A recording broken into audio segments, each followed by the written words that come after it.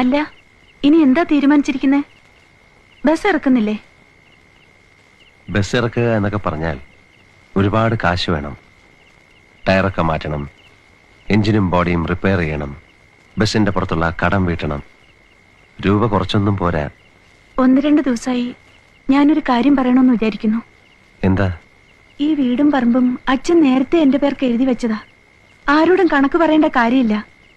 ഇത് പണയം വയ്ക്കുകയോ വിൽക്കുകയോ ചെയ്താ ബസ് ഇറക്കാനുള്ള പണം കിട്ടില്ലേ? കാര്യമായിട്ട് പറയാ, ബസ് ഓടി തുടങ്ങിയ വീടും പറമ്പും തിരിച്ചെടുക്കാലോ. എന്നെ കുറിച്ച് ഓർത്ത് വിഷമിക്കണ്ട. അടുത്ത മാസം മുതല് പ്രസിലെ ജോലി സ്ഥിരാവും. പിന്നെന്താ?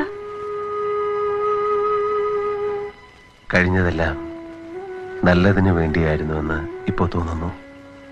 അല്ല, ഇനി എന്താ തീരുമാനിച്ചിരിക്കുന്നേ?